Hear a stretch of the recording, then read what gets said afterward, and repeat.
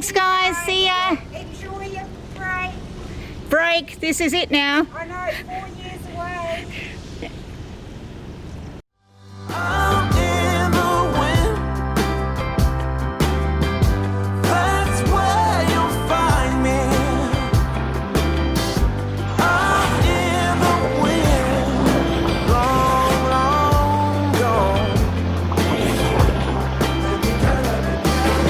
A new day begins. Where nothing binds me. I'm letting go of all that's ever been. I'm in the wind. Finally off the dock. Finally a bit like Captain Hook with the one arm. But thank goodness we had a team of people come down and say goodbye to us and help us with the ropes. So off to Peel we go.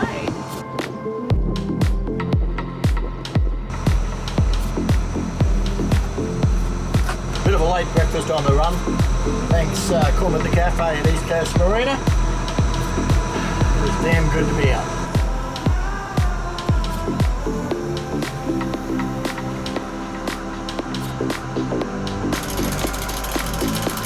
There's very little wind, but let's get this mainsail up anyway. Have a bit of a motor sail down to Horseshoe Bay at Peel Island, hopefully. Our leisure furl in-boom furler we absolutely love. Sail goes up easy on an electric winch.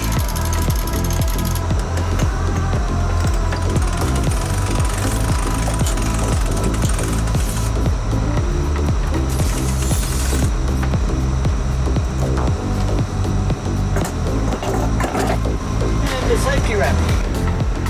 We may be under motor, but we're technically motor sailing, and let's face it, it looks better with the cloth up. It's a stunning day, isn't it? Nice day to leave the dock. Nice and gentle. It'd be nice if we were sailing, not motor sailing, but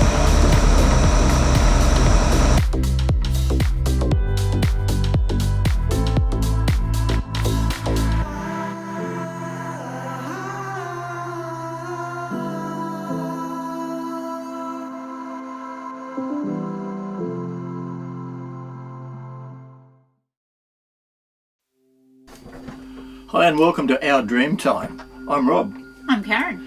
and we're going cruising. Now, cruising plans, since we started our sailing life back in 2011, every cruising plan we make, it gets changed. Some of them by a little bit, some of them by a lot, and this time it's a lot. Yeah. Well, you know, we were heading off to PNG, the Solomons, back to PNG and then into Indonesia and Southeast Asia. And our plan was for 4 years this time round.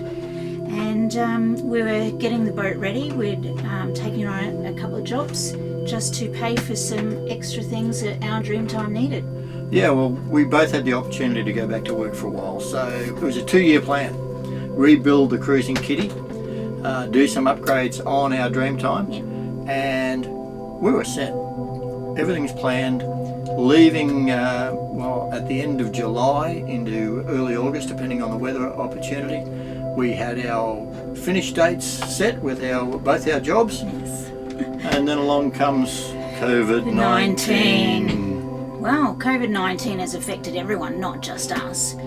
But now that we have restrictions on, obviously, overseas travel, now we're just going to head up to the Great Barrier Reef Islands, stay away from the populace, and self-isolate.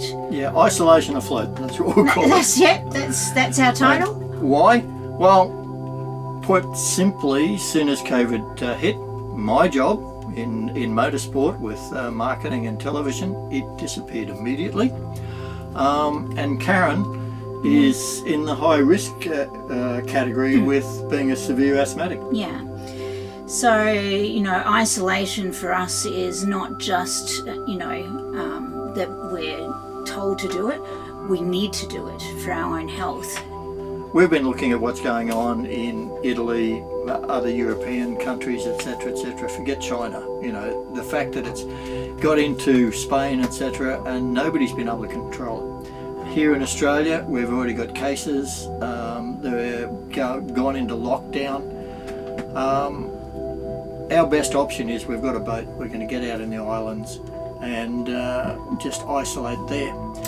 Presented some problems though. It has, because right before COVID-19 I was booked in for shoulder surgery and to reconstruct my AC joint, and this of course has put our plans again slightly back, because I had to go to our daughters to actually recover for the first 5 weeks, because being on the boat I just couldn't do it, getting up and down the companionway and such.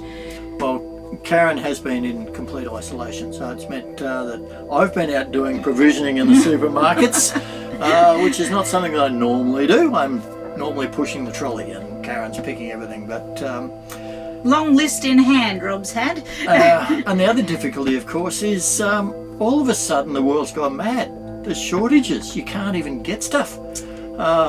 Things that we forget would toilet normally, paper. I mean, we've got enough toilet paper, fortunately, despite the ridiculous situation that's going on. But even canned goods, frozen vegetables, all sorts of things are now in restricted numbers. So instead of being able to go to a major supermarket, fill 3 or 4 trolleys and have the job done, I've been virtually daily going to supermarkets, which I feel is a outlets. higher risk of what's been happening, because I mean, yes, I understand people are hoarding and that's ridiculous, but you know, we actually need quite a lot of flour on board, quite a lot of yeast on board, all of those things, because we make most of our food from scratch. We need a lot of everything. Yeah. Our plan is to get out in the islands and be self-sufficient for like at least 3 months at a time. Just let this thing run its course, but we just want to stay out of its way. So we've been making extra storage space in underutilised areas before, getting everything packed away. These were things that we were planning on doing before we left. I was supposed to have until July to do all of those, plus a lot of other jobs, but instead it's here been we are, cut out. April, and you know, you've lost all that time. So all of a sudden replace the battery bank, because we needed to, and we were putting it off until just before we go, so we left with good fresh batteries. Well, now we've had to bring it forward. Fit a wind generator, which we needed. Source a new water maker, new solar panel also on the back, an extra solar panel on the davits, all sorts of things to make us self-sufficient, and everything that I had planned to have through to July to have done, all of a sudden it's all just been bang, bang, bang, bang, 7 days a week, just get the boat ready, get the boat ready. But the great news is that not only is it ready, we're off the dock, we're anchored up in Horseshoe Bay at Peel Island in Moreton Bay. And I feel we have provision for 3 months. I'm really quite proud of how you got the boat together. We'll find out what we're short of when we run out of something. We will. But chocolate. I don't think he got enough chocolate. Probably not. But that's a first world problem. So our plan is we're going to hang around Moreton Bay for a little while, give Karen a bit more time to recover with the shoulder, get more comfortable moving about the boat. I'm hoping, obviously, that the sling is only a couple of weeks away and it will be off. My next appointment with my specialist, and I have not seen my surgeon since the day after my operation. He has been wonderful. Everything's been done by Skype because he knows of my high risk. So my next appointment with him is again by Skype, and I think he will be pleased to see that I'm comfortable enough to be back on the boat, because that was one of the goals that we wanted to hit, both he and I. If he gives the clearance for Karen to start moving, our plan is we'll get north. We're going to go north into the Barrier Reef Islands. With Karen's asthma, cold weather is absolutely dynamite weather.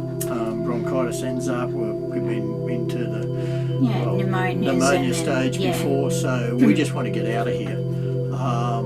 We can move. Our home is our boat, so we are. So at the moment, we have we no are restrictions. homebound. Yeah, we are homebound, which is good. So while people are being told there are travel restrictions, etc., to stay home, this is our home, so we can move it north, and that's the plan.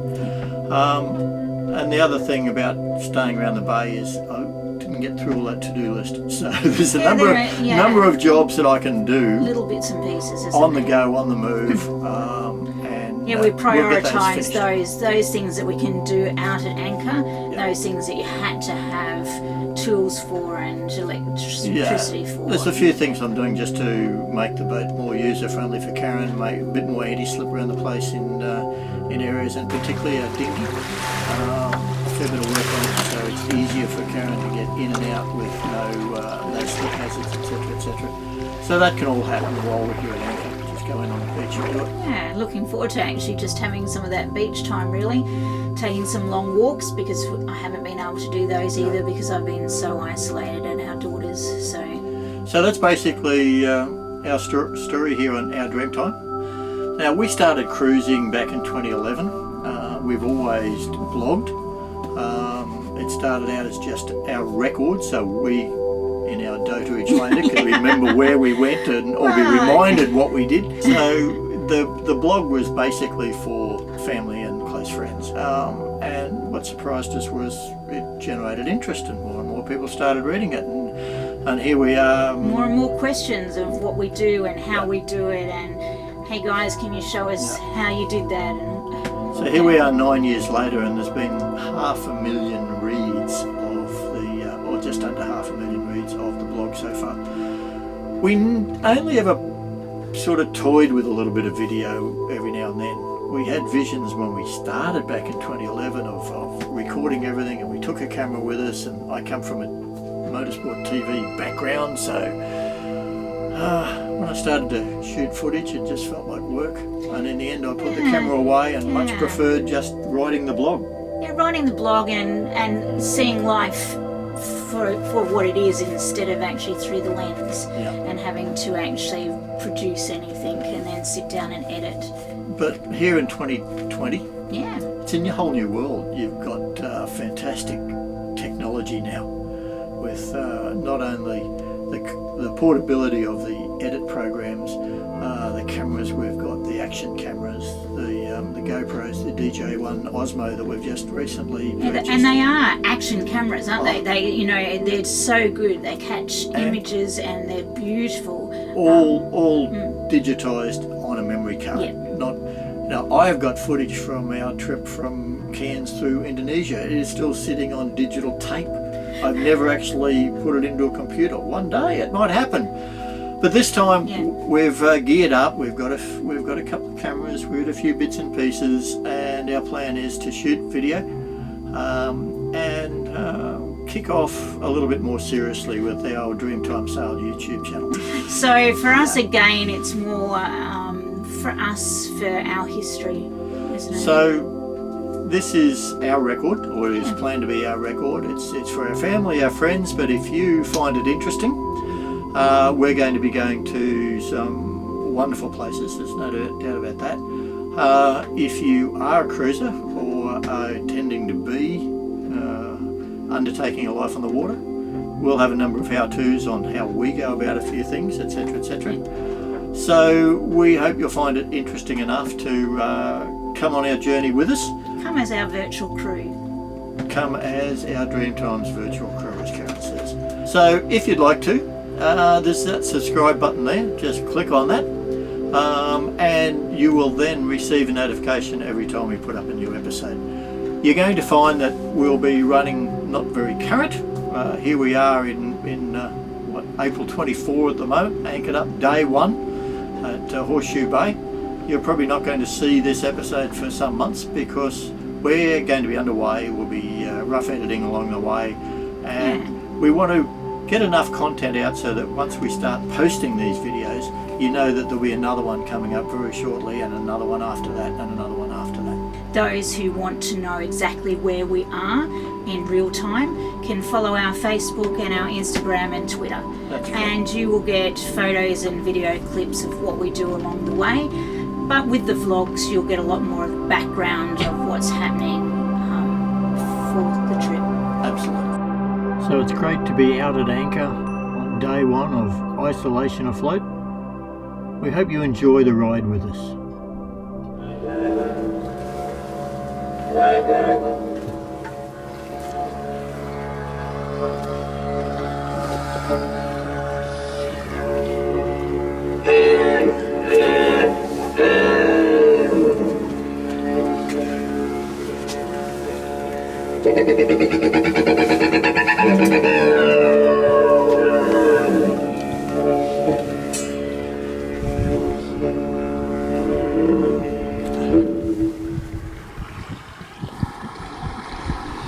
Cloaking the walls of the cloisters around us are the bronze panels bearing the names of more than 102,800 servicemen and servicewomen who have made the ultimate sacrifice for us.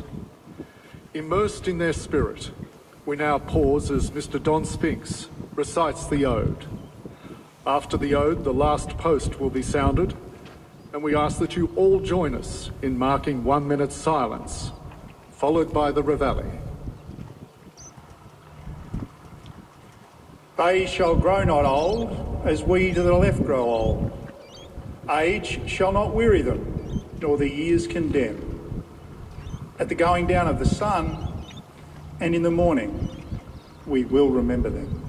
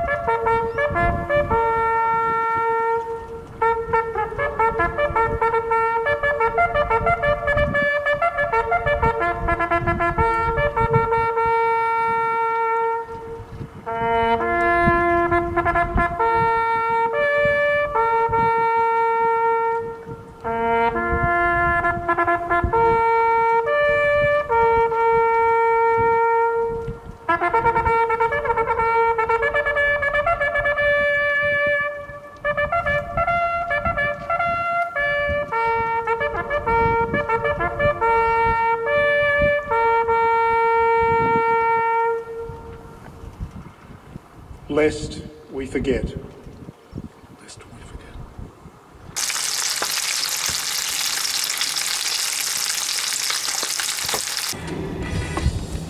Let's have some breakfast, Rob. Perfect Anzac Day morning breakfast. Absolutely.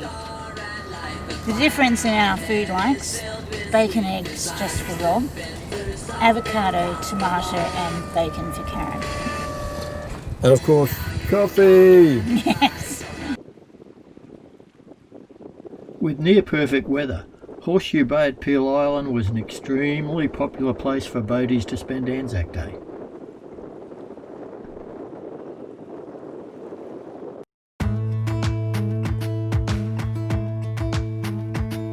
I need to preserve some eggs so that we have some usable eggs for both baking and fresh eating, as for omelettes and tartars and those sorts of things, where we find the powdered egg that we also have on board, which is that I use quite often for baking.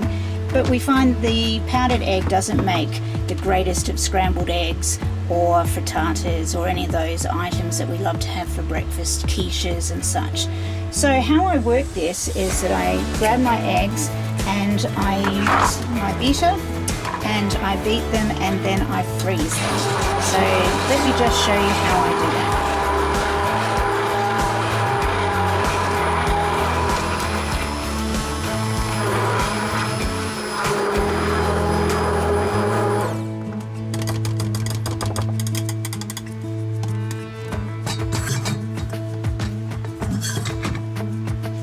You can't actually freeze full eggs, as in an egg by itself. It needs to actually be mixed totally, or you need to mix the egg whites separately and then the egg yolks. The egg yolks tend to congeal and they don't tend to freeze very well. But if you freeze them like this, mixed and then into ice cubes, we find that, let's see if this works out in actual sizing here, should do, but 2 ice cubes make 1 egg. So we pop these into the freezer.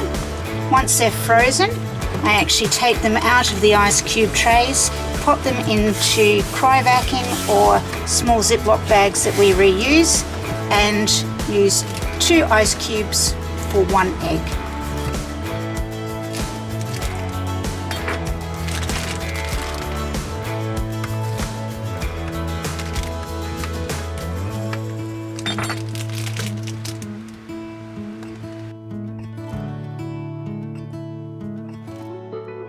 It's Saturday morning and we are going to have a cooked breakfast using the leftovers of our corned beef, and I'm going to make corned beef fritters, one of Rob's absolute favourites for breakfast. So we are totally out of fresh eggs, and this is where my frozen eggs come in handy. I've actually defrosted them in the fridge overnight in their little bag, in their satchel. So we have our 3 eggs that we want in here to make our batter. Simple as that.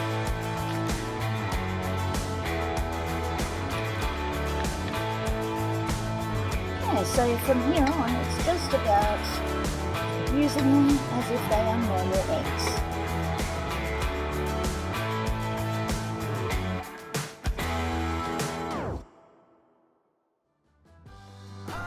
On the next episode of Dreamtimesail, we're joined by some marine show-offs.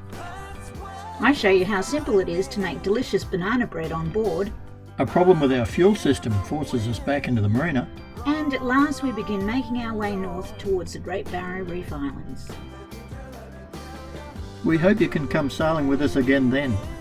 If you've enjoyed this video, make sure you give us a thumbs up and don't forget to click that subscribe button.